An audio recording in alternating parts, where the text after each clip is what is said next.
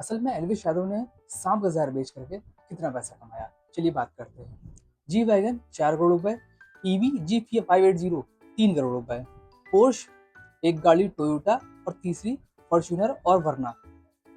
घड़ियों की मैं बात करूं तो घड़ी के शायद आपने नाम सुना भी ना हो, पिगवेट रॉयल ओक 90 लाख रुपए, ये शायद हमने और आपने सुना भी नहीं होगा। इतनी लग्जरी चीजें कोई यूट्यूबर कैसे अफोर्ड कर सकता है, ये सवाल आपके मन में और हमारे मन में भी होगा। इतनी लग्जरी चीजें यूट्यूब से आकर कितना पैसा आता है, वो इतना पैसा कैसे कमा सकता है। फेमस तो हाल ही में वो हुआ है। हाँ, मैं बात करता हूँ 19 नवंबर 2023 का केस, जो सेक्टर 51 नोएडा में हुआ था और वहाँ पर रेड पड़ी थी। ये पार्टी एल्विश यादव के द्वारा अरेंज करी गई थी। इसमें रेड पड़ने के बाद 9 सांप जिनकी कीमत लाखों रुपए में थी, हाँ जी आप सही सुन रहे हैं, 9 सांप जिनकी कीमत लाखों रुपए में थी, वो वहां से बरामद हुए।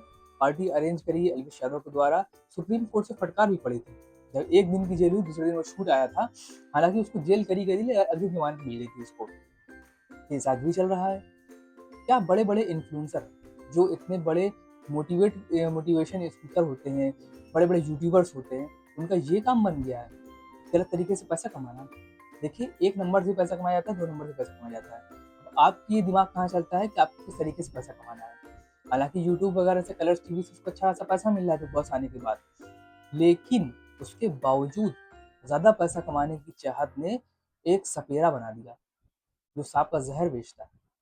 और ऐसे वैसे सांप नहीं जिसके नाम भी आपने नहीं सुने होंगे, ऐसे ऐसे सांप। तो 9 सांप बरामद हुए हैं, उसके पहले कितने सांपों को जहर बेच चुका है, कितनी पार्टी अरेंज आ चुकी है, ये किसी को नहीं पता।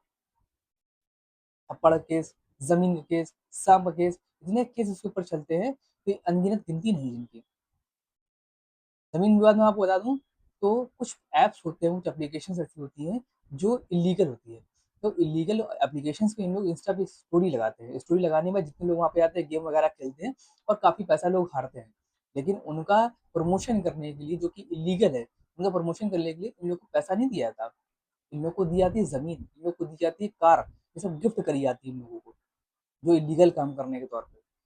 इन लोगों के इतने फॉलोअर्स हैं, लेकिन उनको ये चीज़ नहीं पता कि वो गरीब बेचारे जो आपको देख रहे हैं, कुछ मोटिवेशन पा कर रहे हैं, कुछ करना चाह रहे हैं जिंदगी में। आप उनको ऐसी मोटिवेशन दे रहे हो गलत तरीके से, जो गलत गेम खेल कर, गैम्बलिंग करके अपना पैसा लुटा दें। तो इनको तो अपना पैसा बनाना है, जाहिर सी बात है। पहले धर्म का रास्ता अपनाया, कट्टर बने, जब लोगों ने सपोर्ट करा तो बिग बॉस में चले गए। अब इनका पैसा कैसे बनना है, जमीन से। जमीन इनको गिफ्ट करी जा रही है, उसका जमीन का विवाद लखनऊ में आज तक इनका चल रहा है।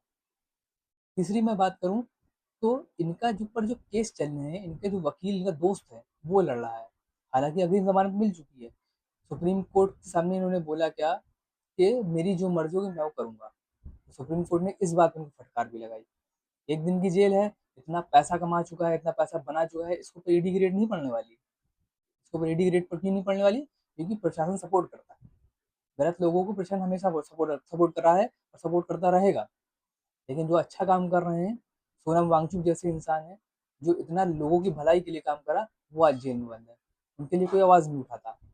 हालांकि मेरी और आपकी राय यही है कि जो भी जितने भी इन्फ्लुएंसर हैं और गलत लोगों को मोटिवेट कर रहे हैं, उनसे बचिए, अपने दिमाग और बुद्धि का इस्तेमाल करिए। पैरों के बल मत चलिए, बुद्धि से चलिए आप।